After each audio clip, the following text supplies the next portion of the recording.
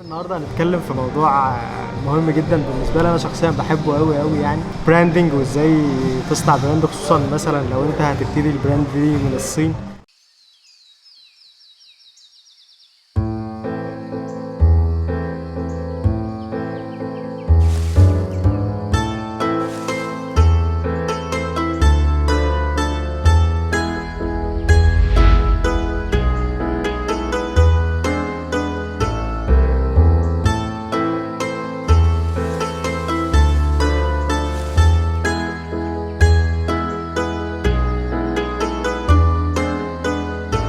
كل سنه وانتم طيبين، رمضان سعيد وكريم عليكم يا رب باذن الله، وربنا دايما يعيده علينا بالخير واليمن والبركات. هوري لكم ان شاء الله في الفيديو ده ازاي حولنا البراند الجميله دي من الشكل ده ان شاء الله على السوشيال ميديا بلاتفورمز على الشكل التاني المختلف خالص ده.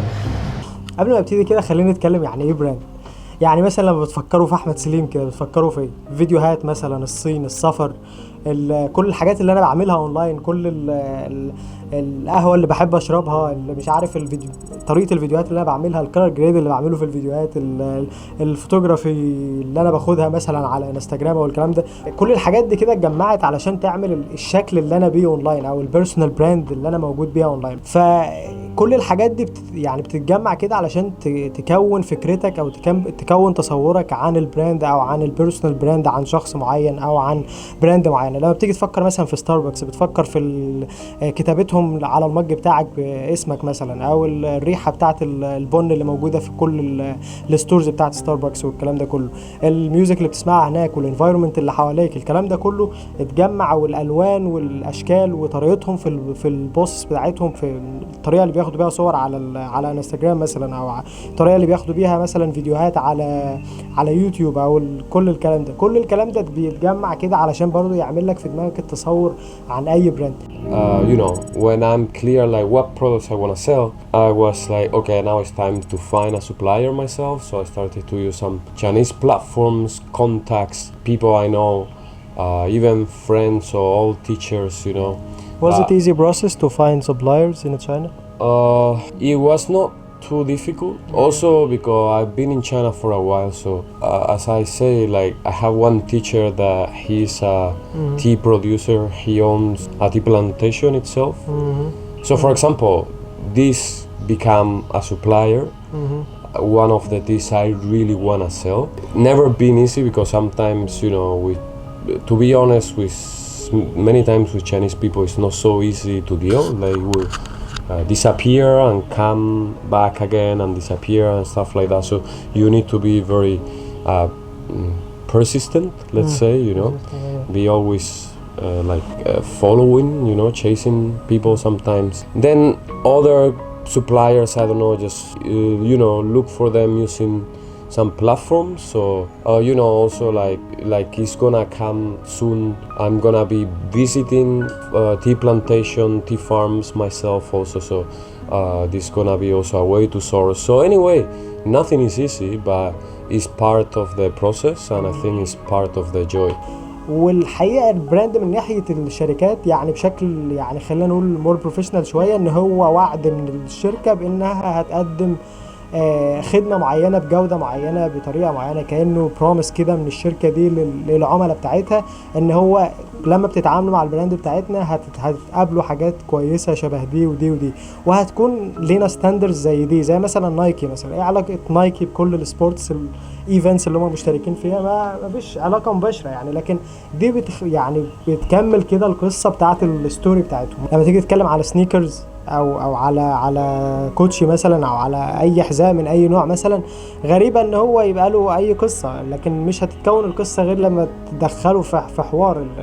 الحذاء ده مثلا بيتلعب بيه باسكت كتير جدا، هو ده اهم حاجه. الباسكت بتلبسه لواحد من مشاهير الباسكت مثلا زي مايكل جوردن او زي ليبرون او اي حاجه يعني دلوقتي. فكل ما بتكمل الستوري وكل ما بتتكلم على ستاندرز معينه، انت مين وبتعمل ايه والكلام ده كله، وتكون الستوري دي اوثنتيك وبتعبر عنك وفعلا قريبه من اللي انت بتقدمه، كل ما بتكون البراند بتاعتك بتتقبل بشكل اكبر، وبيكون ليها طبعا انت بتوجه ده للسيجمنت، يعني انت بتقرا السيجمنت بتاعتك اصلا بتفكر ازاي، وانت اللي بتختارهم. يعني انت بتشوف السيجمنت اللي عايزهم يشتروا البرودكت بتاعك، هم اكيد السيجمنت اللي بتحب الكوره، اللي بتحب الباسكت، اللي بتحب الكلام ده كله.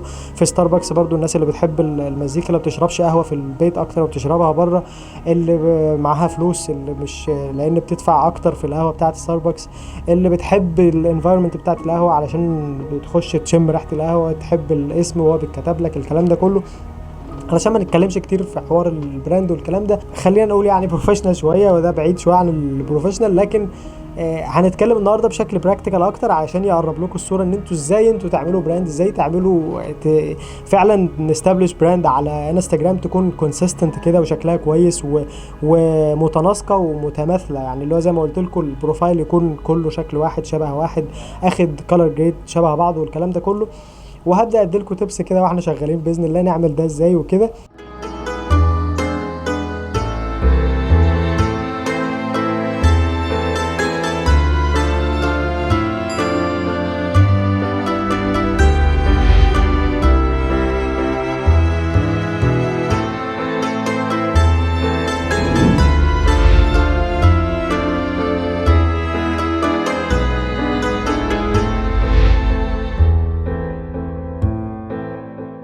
Yeah man, let's firstly talk brands.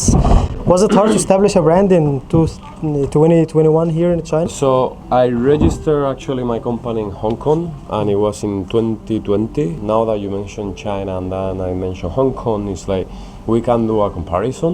Hong Kong is a faster process and it's cheaper process. The only thing is that, like in our case, we live in China, right? We live in mainland China, so it cannot help us to solve the visa problem, like the business or working visa problem. Yeah. If I establish my company in Hong Kong, we cannot get that solved, at least for now. In Hong Kong, it's like the flow of capitals between Western or foreign countries and Hong Kong, and the other way around is much easier than if it's with mainland China and foreign countries. All the process are more simple, the investment is also lower, so in comparison it's much better. It's way better. Nowadays China company registration is super good, also just the investment is higher. When we asked establishing a company in China was around 25,000 to 35,000 for each, for one person. 1 year. And the only thing you need to do is just to hire a Chinese staff, and even you don't need to. You can be one person. One person, just only one person, and you also can make it a virtual one for just registering and paying him the social insurance and so on. Yeah, it was so simple as that, and we, as long as you contribute in the Chinese market, you will be you pay your taxes and all that. For sure, you will be renewing your stay visa or your residence each year normally. That's the advantage in comparison with Hong Kong. Like in mainland China, then you can get your visa problem solved. And then what happened also is like the flow of capitals, and it's not so easy like in Hong Kong. But in visa wise, let's say it's like if you wanna live in China, in mainland China, then company registration in mainland China is super good, just more expensive. اول نصيحه هنصحها لكم بالنسبه للناس اللي هتشتغل على انستجرام، يا ريت يبقى الشوتنج كله يبقى في يوم واحد. مثلا الصور او الفيديوهات اللي انت تصورها للشهر كله تصورها في يوم واحد او للاسبوع او هكذا يعني، لكن مش كل ما صوره تعجبك تصورها، لان كده البروفايل بتاعك هيبقى ميسي، هيبقى من كل حته والتانيه يعني، فاهم؟ في مثل كده اجنبي يقول لك ايه، لو انت سافرت في كل بلد وجبت من كل بلد حته موبيليا عجبتك او حته اثاث يعني في البيت عجبتك وحطيتها في البيت، على قد ما هي كانت عجباك على قد ما البيت هيبقى في منتهى اللخبطه، هيبقى ميسي يعني. ليه؟ لان اصلا مش كل حاجه تعجبك هتحطها في مكان واحد هتطلع كلها حلوه، في الاخر هيتلخبطوا، الوان مختلفه واشكال مختلفه وديزاينات مختلفه وكلام من ده. كذلك البروفايل بتاعك، لو انت عايز البراند كلها تكون شكلها ولونها والطريقه اللي بتتصور بيها والاشكال دي كلها، فانت مش عايز تغير اختلاف المناخ من يوم للتاني، واختلاف الالوان واختلاف الاماكن والباك جراوندز والكلام ده كله على حسب برضو الباك. لو انت بتصور في البيت ولا بتاع بتغير كل شويه، دلوقتي الباك جراوند بيضه وبعدها واحده برتقاني وبعدها واحده مش عارف ازرق وبتاع، فتخيل البروفايل بتاعك هيبقى كله كارثه. تاني حاجه لو انت بتصور لانستجرام صور فيرتيكال مش هوريزونتال، صور بشكل عمودي احسن ما تصور لاندسكيب او كده، علشان طبعا انستجرام الصور تكون اكبر افضل يعني في الديسبلاي شكلها افضل، وطبعا للموبايل يعني بما اننا كلنا بنستخدم موبايل. وطبعا اللاندسكيب ممكن تستخدمها مثلا على ويب سايت او على مثلا يوتيوب ككفر او كثامنيل او بتاع بس. ويلا بينا نكمل كده نشوف هنعمل ايه تاني.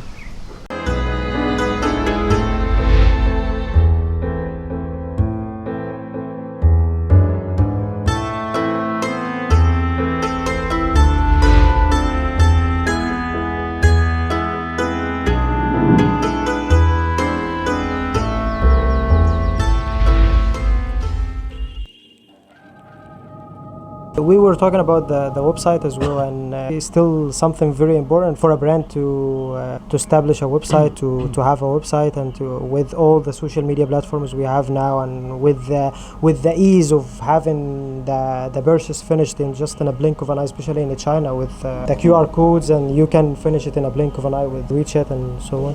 So what do you think about that? We care a lot about websites, and Chinese people, they don't really give a about the website. So anyway, for now, let's say format, this is a super good question, I believe, because I think this in coming years, you know, we don't know, 5-10 years, you know, websites of your own brand or websites in general, you know, like your own page or something, it will be much less important. It is quite possible. You know, but still Western countries, and that's consequence of the branding concept we were saying as well. Like, hey, I'm a consumer, I love that brand, I want to go Google it, or I want to go what is coming in Google, maybe the website, I want to check the website, or I can just type the website directly. Hey, I'm on this, then I check that website. Nike, I love this company, I go and check the website or the social media. But I mean, we have this very strong branding concept. So having your own website, I think, is still super important. And also, as we were also talking before, like most of social media, let's say Instagram, like a good example, you know, it will redirect you to your own website to buy the product. You cannot finish the purchase directly in there. So I mean, it's still crucial to have your own site. الحاجات المهمه جدا بالنسبه لاي براند ان هي تبتدي انه يكون في ويب سايت، خصوصا لينا احنا، خصوصا يعني زي ما احنا كنا بنتكلم في الدول العربيه او حتى في الدول الاجنبيه دلوقتي بعيد عن الصين، لسه ما زال عندنا حته الاوثنتسيتي دي، اللي هو ان انت فين، انت البراند بتاعتك ازاي، ما فيش ويب سايت، يعني ما فيش حاجه اعرف اروح لها كده كور بليس او لاندنج بيج كده اروح لها اعرف انت مين وبتعمل ايه والكلام ده كله. ولو ان الكلام ده بدأ يتغير كتير مع برضو بيختلف باختلاف السيجمنت زي ما احنا كنا بنقول. لو الشريحه بتاعتك المستهدفه صغيره طبعا بتختلف كتير جدا من الشريحه المستهدفه لو كانت كبيره والكلام ده كله. فطبعا اهم حاجه تركز على الزبون بتاعك، الكاستمر بتاعك ده هو مين وبيعمل ايه وسنه قد ايه والكلام ده كله علشان تعرف تبيع له في المكان المظبوط يعني. بس ما زال الويب سايت هو حاجه مهمه جدا بالنسبه لنا شخصيا، واللي هو ان انت ممكن تركز عليه بشكل كبير علشان تخلي شكل تدي فعلا براندنج. انا بالنسبه لي براندنج دي يعني مش بيع بجد. يعني مثلا اما باجي اعمل فيديوهات في مسكونسبشن كبير جدا في الماركت دلوقتي، اللي هو لما بيجي حد يكلمني مثلا انا عايز اعمل فيديو ايه، عايز تعمل فيديو براندنج ولا عايز تعمل فيديو تبيع ولا عايز، يقول لي مثلا هو البراندنج مش يبيع. لا، البراندنج مش يبيع، البراندنج بس عشان يديك فاليو، يديك يخلي شكلك حلو، يخلي الزبون يثق فيك، لكن مش يبيع. اللي هو بس الناس دي عرفت اسم البراند ده، الناس دي وثقت فيه على اللونج تيرم، مش شرط النهارده الكلام ده. يعني كرييتنا براند دي او انك تبيلدنا براند دي بياخد فتره كبيره جدا. ان انت بتبني براند ده بياخد فتره كبيره، ما بيخلصش في يوم وليله يعني. فبيبقى حاجه عايزه كونسيستنسي، عايزه الطريقه اللي بتتكلم بيها، السيجنتشر، اللي زي ما بقول لك الريحه، الالوان، الفونتس، كل الكتابه اللي انت بتكتبها، كل الفونتس تكون شبه بعضها، كل الكلام ده كله يكون فيه كونسيستنسي، ما تبقاش البيج بتاعتك راندم اللي هو كل خط في كل اتجاه والوان مختلفه وباك جراوندز مختلفه للفوتوغرافي ستاف اللي انت بتاخدها، طرق فيديوهات 100 واحد عاملينها واتاخدت في 600,000 يوم مختلفين. فكل الكلام ده بيخلي البراند بتاعتك مش كونسيستنت ومش تراست وورثي، يعني مش من السهل ان الناس تثق فيها. يعني لو حابين تكملوا اكتر يا ريت تكتبوا لي في الكومنتس تحت كده احنا حابين نكمل في السلسله دي، ويا ريت تعمل مع براندات اكتر وتعرفنا اكتر احنا ممكن نعمل ده ازاي. هحب جدا ان انا ادوس في الموضوع اكتر باذن الله. رمضان يا رب كريم عليكم وتحل عليكم فيه كل الخير والبركه يا رب، وكل العمل الصالح ان شاء الله اللي يقربكم من ربنا، ودايما الى الله اقرب يعني ان شاء الله. واشوفكم ان شاء الله على خير الفيديو اللي جاي. Passion for me is everything. If to me it should be the engine to move me, you know. Yeah. If it's not passion the thing that is moving me, I'm this person that, you know, I won't be willing to struggle so much and fight so much and put so much effort and work and love as something you are passionate about. You know, so when you have this engine, then everything becomes easier. You have to work, you're happy to work because you love that product, you love to drink it, you love to show that, you love to talk about that, you love to write content about that, you love to read about it. Yourself. You did it by your hand. Yeah, exactly. I saw this guy making every single step, every single manual step. So I mean, every person is different. In the end, that's the important thing. But for me, I want to be something that I love, you know, I'm passionate about, then I'm willing to do everything about that. But I mean, nothing is better than the other. It's just different ways, I believe.